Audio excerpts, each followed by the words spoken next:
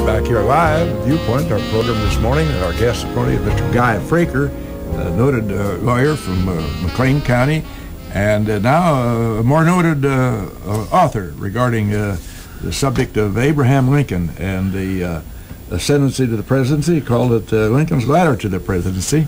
Guy, I'd like to talk about this book a little bit and its distribution and where it can be obtained. Number one, again, I'm going to ask the question, how long did it take you to put this together? I started in '01, the fall of '01. And so this would be 2012. And it just came out. That's pretty good math, isn't it? That's good. Yeah. Oh, you never cease to amaze me. No, seriously, Guy, the book is now available. It is. And where can that book be obtained? Well, of course, online, which is Amazon's carrying it, Amazon.com, BarnesandNoble.com. Barnes & Noble will carry the book. Good. And Google.com has it. Locally, I know the Garlic Press is going to carry it. I'm having a book signing at the Garlic Press in Bloomington. And that's over in Champaign. And the Garlic Press in Bloomington. In Bloomington. And then it's going to be at the Illini Union Bookstore. Okay. Where I have a signing also, and in Springfield, Prairie Archives, which is there on the old State Capitol Square, is carrying it. You're going to appear in Lincoln next week? I'm going to be in Lincoln, yeah. That's let me get the date of that just to get that out. That is going to be the 24th. And I think, as you guys know, the Lincoln College guys are the real scholars, and it gives me a chance to talk about Paul Beaver. When I started this book, I was told, well, if you want to know about Lincoln and Logan County, then you better talk to Paul Beaver, which that was my starting point. Beaver, of course, in turn said you got to deal with Ron Keller, too. Yeah. And Keller's fabulous, and Ron's responsible for the invitation for me to come, and I'm very grateful. And Lincoln College carries the torch for Lincoln very well, if I may say. Yeah, we're pleased to specifically. Go right ahead here. Go ahead. Oh, I was just going to say, you know, this isn't like a little golden book for children. No wonder it took you so long to write it. It's 336 pages. It is. And it's a tome. And it is a tome. Yeah, that's true. And Aren't you proud of her? I am. Well, she's just got the vocabulary. No wonder you just sort of sit back and let her go, don't you? Not so much. No, not so much. With the big words, of course. I mean. You're the designated big word person.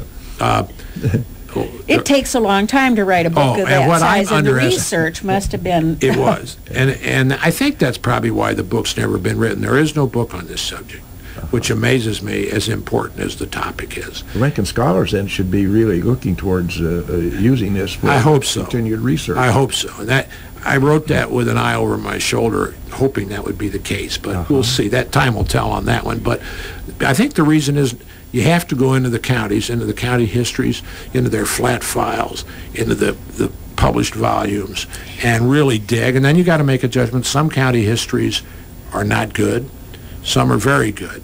And so you've just got to, there's a lot of tedium in that. And I think that's one reason that this book has never been written before. You know, I know just a tad of what you saw when you went to the county clerk in Logan County, because they have those wonderful, wonderful old books of plats and so forth with Abraham Lincoln's signature in them, of course. Yeah, isn't that incredible? Doesn't it just kind of give you goosebumps when you see...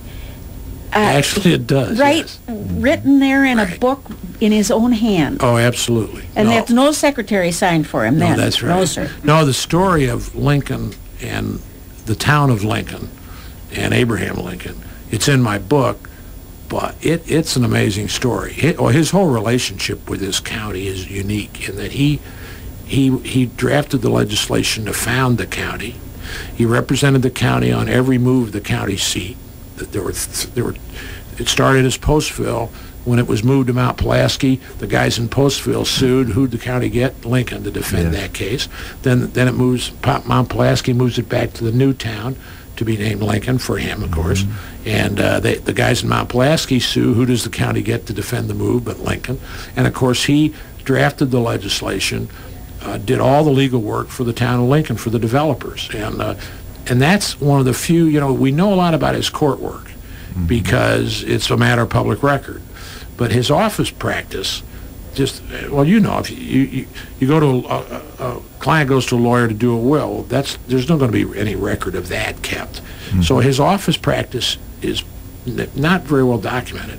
But the Lincoln transaction, Lincoln, Illinois transaction, shows his skill as a lawyer, and it's pretty remarkable. It's a complex transaction, founding the town, the contracts to dedicate the courthouse square, the contract to dedicate Latham Park, the contracts with the buyers of the lots. It's all amazing. It was the skill of Lincoln in drafting those documents is pretty neat. One thing I just can't wrap my mind around is the fact that he could do all these things, and this was without, quote, formal training at all. I know he was a prodigious reader, but is that the whole credit? Well, he was a very bright guy, obviously, and he described himself. He said, "My mind's like a piece of steel. It's hard. It's very hard, and it's hard to make an impression on it. But if you scratch with a nail deep enough, it'll make an impression that won't ever go away." And that's how he described his mind. So he was not a student of the law in the sense that he read law books and all this stuff for the sake of it. But he learned from his cases. Herndon said he was a case lawyer. Well, it was a moxie thing then. Yeah. Oh, very much, very much. And plus, you remember there wasn't the precedent then that we have now, although there was precedent. And he was when he did Supreme Court work, he had over 400 cases in the Supreme Court, if you can imagine that. No, I can't. Yeah, nobody can. It was the only appeal. There was no appeal court. Now we have. You were talking about wonderful Jim Knight. We were talking earlier about our appellate judge from Lincoln. He's on the appellate court, which sits between the trial court, the circuit court, and the Supreme Court. In those days, there was no interim, so just all appeals went to the Supreme Court. But even that, to have 400 cases, and those were referrals, so that tells us what a good lawyer he was, because a lot of that was referral work from other lawyers. I'm sure nobody can even come close to that kind of work today, I wouldn't think so. number-wise. No. I wanted to comment just briefly about our little museum here at Lincoln College. But first, 648-5510. Somebody might have a question for Attorney Guy Fraker, attorney and author, or make a comment. Maybe they've been to some of Guy's presentations. He's a great guy to have around, a great guy to listen to. Now, to business at hand as regard to our museum, I'm amazed, and we are lucky to have Ron Keller here with us. Ron is also, as you know, a fellow student of Lincolnia. He is. And steeped into that very, very well. But the point I wanted to make is that in looking at the visitors registers in our museum, it's amazing to find the worldwide travelers who find their way here to Lincoln, Illinois. That's wonderful to hear. And come in and take a little look at what we have there in our very modest museum. And ultimately, that museum, as you know, Guy, is going to be expanded into the Lincoln Center. And we are going to have a state-of-the-art museum there. It's now on the drawing boards with people who know how to do that professionally. That's great. And we're not just going to put it together and say from a local basis, we got somebody who knows what they're doing. Great. So at that time, it's going to be a great thing for us. And of course, you'll be on the opening program. If I have anything to do with it. Well, I hope you do. That'd be great. I would be so But we're just lucky to have the young man there, like Ron Keller, who has that interest in what is so vital to Lincoln College, and that is our connection with Abraham Lincoln. Correct. There's a wonderful letter that Latham wrote to Lincoln in March of 1865 describing his namesake town, that's a quote, and telling he started this little college and telling how it was going. And unfortunately, there's no record of any response, and I'm sure that letter would have been kept if he had responded, but that letter was written shortly before the assassination, so Lincoln didn't have time to respond. But it's an interesting letter from Latham. Did you find in your research, is there anything to this old saw that Lincoln is reputed to have said, I never knew anything named Lincoln that amounted to very much? Yeah, we see that repeatedly.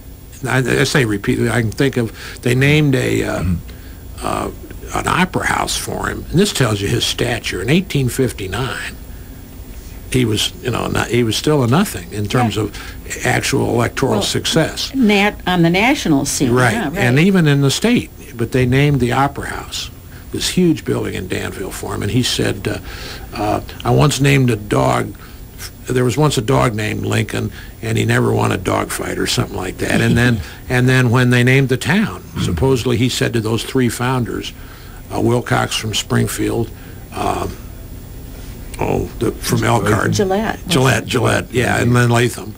He said to the three of them, all the paperwork, and you probably know this, has no the referendum to move the county seat to this new town has no name of a town in it, because they didn't come up with a name. So finally, the day before they were actually going to start selling lots and filing the plats, Lincoln said, "Look, you guys, you got to name this town." And they said, "How about Lincoln?" And that was supposedly his response. And they all agreed that was his response.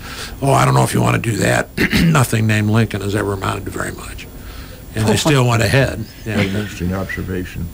You know, the old saw about Lincoln had what was known as the Lincoln State School, and we've always heard down through the years that at some time, I never put much credence into this, that sometime we might have had the University of Illinois located in Lincoln. Did you ever hear that as you go around? No, I have not. I've heard that claim for Peoria, for one. Is that right? And I've heard it's a bunch of hooey as far as Lincoln's concerned. Well, it might be. I don't know either way. I imagine a lot of towns threw their hat in the ring. But you think about it, Lincoln was founded in 53, I think.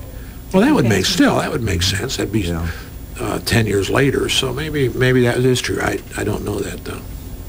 How about, you have anything, now that you have this one put to rest and will be out hawking its wares and its saleability, which we certainly, at this age, Guy, I quit buying books. But maybe in this case, I might make an exception. Yeah, you better. I'm giving away books now at this age. Yeah, buy one more. Maybe I'm going to buy one. Good, thank you, maybe Judy. For my grandchildren. But I want your name in it, in your own hand. I will be happy to do that. I'd be honored to do that. Well, little did I know when I was a kid at 313 Armory, going to school over there at Champaign, that hence many years later, we'd be sitting here in a radio studio visiting a guy who came through there many years after I did. It's very interesting to have you with us, Guy. One final question about your sale of the books. We mentioned online, Amazon and Barnes & Noble. Where else now? How about Prairie Years in Lincoln? Will that be available in there? I hope so. I don't know that. Talk to Sam about that and get that. Do that. Get that taken care of. No, I would hope so. I think people in our towns should be interested in owning this book. If it does what I want it to do, and I'm not saying it does, that's up for people to judge. The book is worthy of people taking a look at in Central Illinois, because it's very much our story.